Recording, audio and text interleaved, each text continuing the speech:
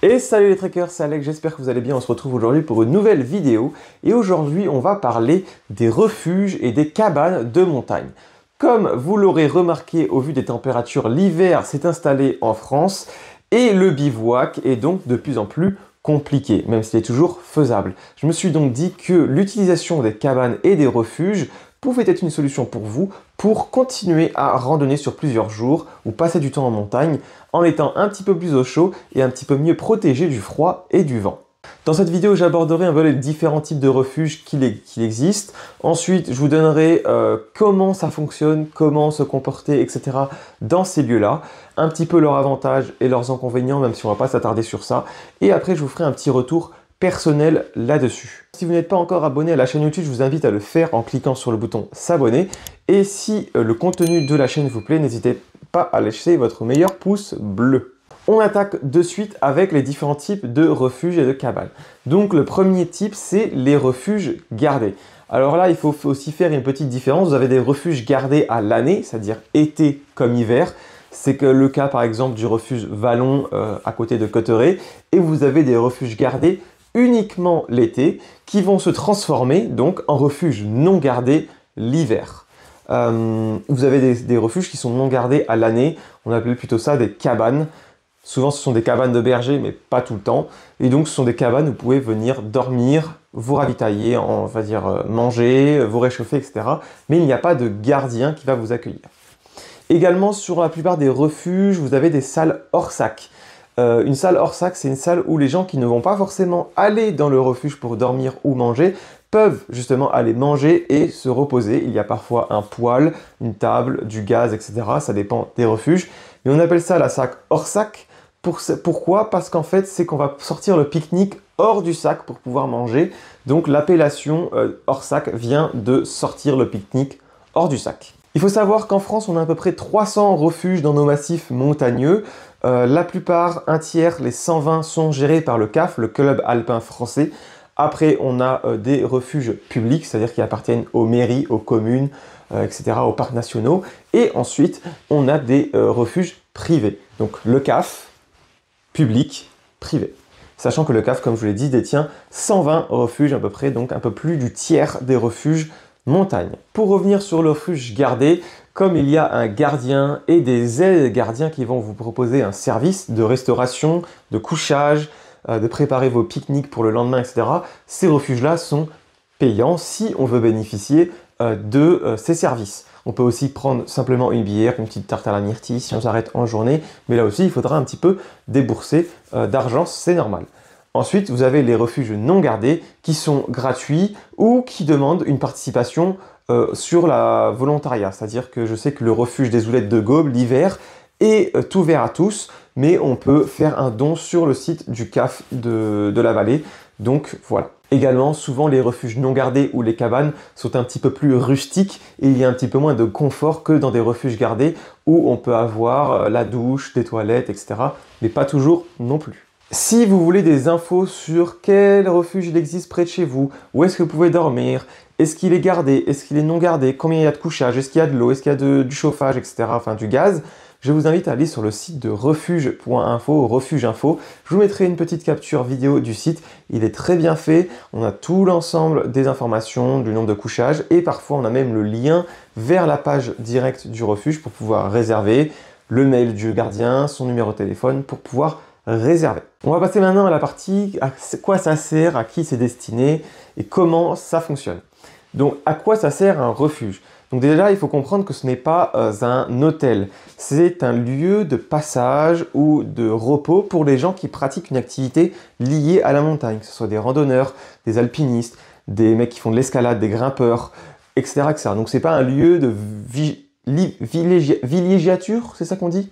Un lieu de villégiature, un lieu de un lieu de villégiature, c'est ça qu'on dit? C'est dur à dire ce mot. Villégiature. Si je le prononce bien. Donc c'est pas un lieu de vacances, c'est vraiment un lieu de passage, de restauration et de repos momentané entrecoupé de ces activités-là.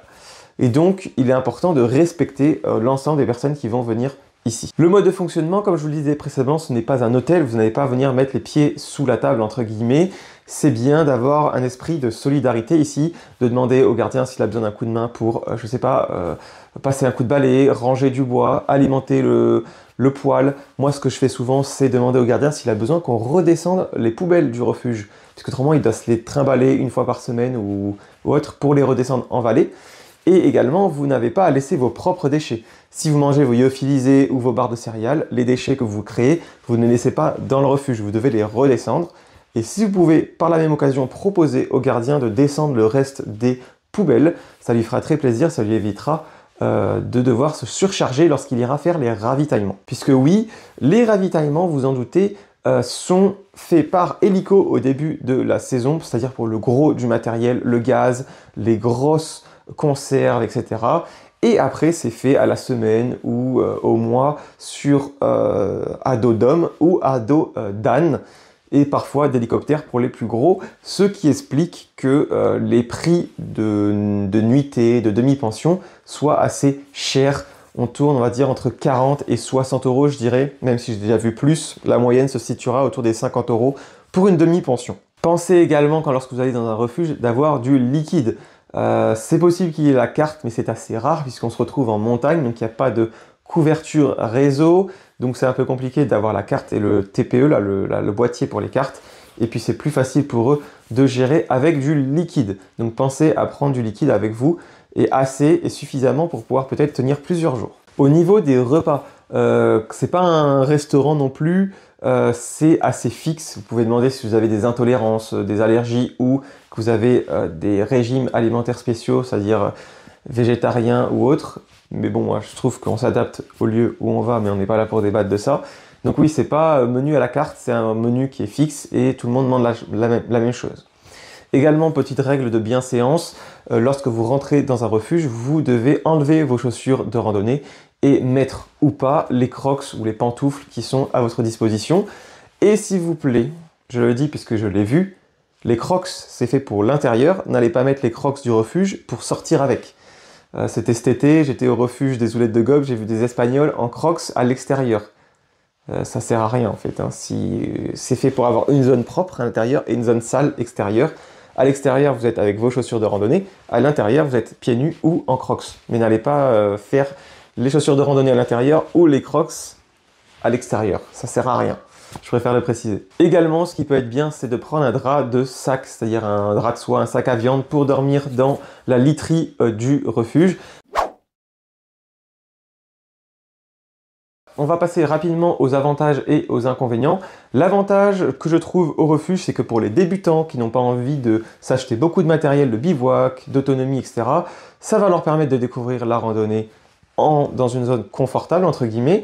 Et pour ceux qui seraient quand même dans une optique de gain de poids, si vous faites vos étapes en dormant ou mangeant en refuge, vous allez vous alléger puisque vous n'aurez pas besoin de la tente, du matelas, de la popote, etc., etc.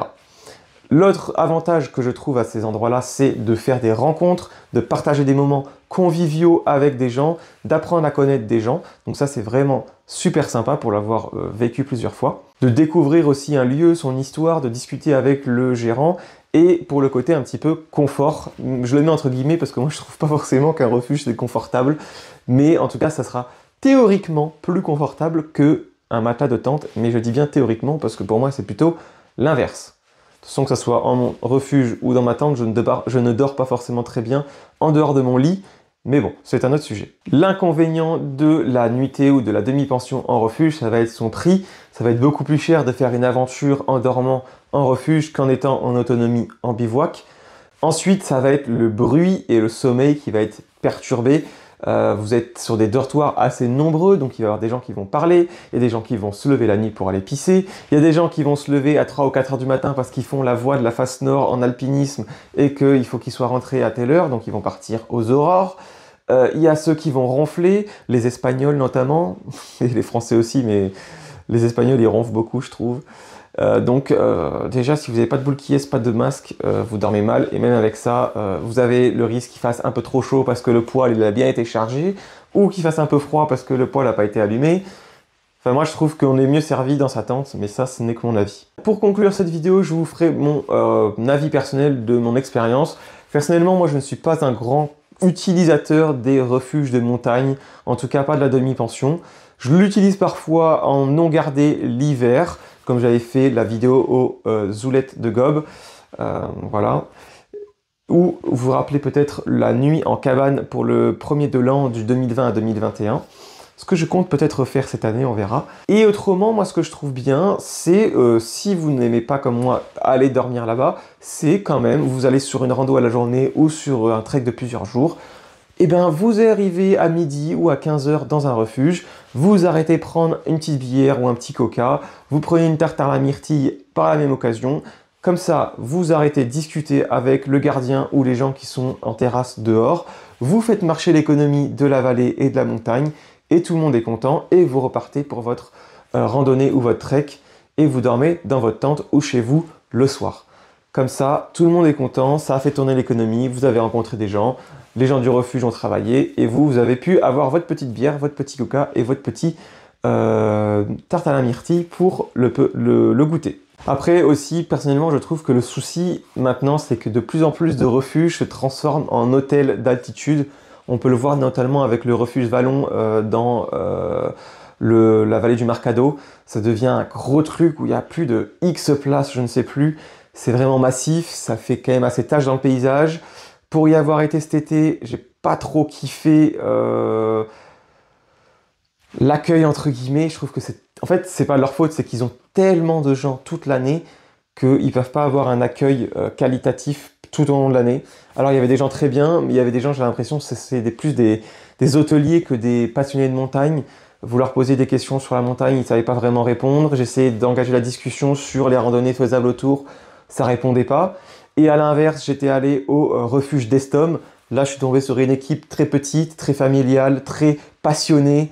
Pareil pour le refuge d'Iléou quand j'y suis allé. Enfin, c'était vraiment génial. Donc, il ne faut pas faire de généralité, mais je trouve que plus on grossit, plus on devient de l'hôtellerie d'altitude, plus l'esprit montagnard se perd. Et je trouve ça bien dommage. Voilà les amis, on en a fini sur cette vidéo sur les refuges et les cabanes de montagne. J'espère que ça vous aura été utile.